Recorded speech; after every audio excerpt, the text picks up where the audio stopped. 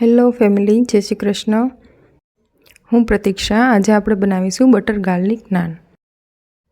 મેં દાલ મખની બનાવી હતી તો તેની સાથે બટર ગાર્લિક નાન બનાવી હતી, જે બનાવવામાં ખૂબ જ સરળ છે. આપણે તંદૂર વિના બટર ગાર્લિક નાન બનાવીશું અને આપણે ઘઉંનો લોટ અને મેંદાનો લોટ બંનેથી બનાવીશું. તો સૌથી પહેલાં આપણે લોટ બાંધી લઈશું. તેના માટે મેં અહીંયા 1 કપ ઘઉંનો લોટ લીધો છે અને અડધો કપ મેંદાનો લોટ લીધો છે.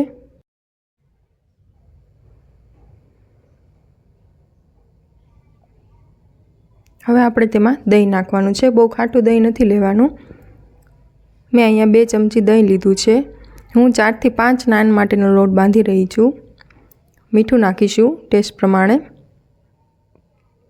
થોડુંક બટર લીધું છે અને થોડુંક તેલ નાખવાનું છે. તમે એકલા બટરથી પણ બનાવી શકો છો. અને મેં અહીંયા બેકિંગ સોડા લીધો છે. હવે આપણે તેને દૂધ નાખીને લોટ બાંધવાનો છે. અને બહુ કઠણ લોટ નથી બાંધવાનો, આપણે અહીંયા સોફ્ટ લોટ બાંધવાનો છે. લોટને આપણે 5 મિનિટ સુધી મસળ્યો છે, પછી 5 મિનિટ સુધી ઢાંકી દીધો હતો. જેટલો તમે નાનનો લોટ મસળશો તેટલી નાન સરસ બનશે. 10 મિનિટ પછી આપણે તેને બનાવીશું.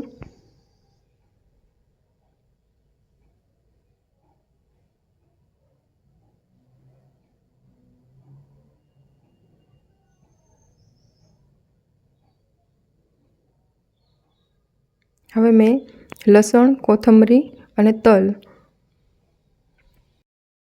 પછી હાથેથી થોડું પ્રેસ કરી લઈશું અને આપણે નાનની બીજી સાઈડ પર પાણી લગાવવાનું છે.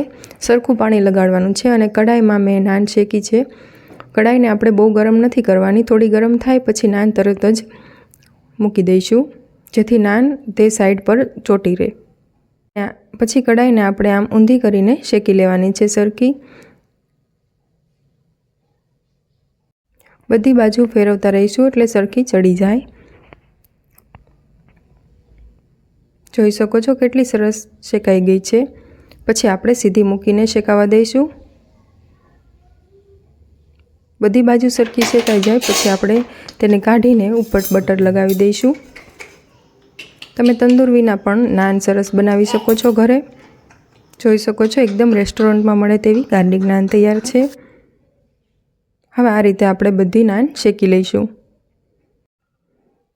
ઉપરથી બટર લગાવતા જશું. તમે આ દાળ સાથે, પંજાબી સબ્જી સાથે લઈ શકો છો નાન. મેં અહીંયા દાલ મખની સાથે નાન બનાવી હતી.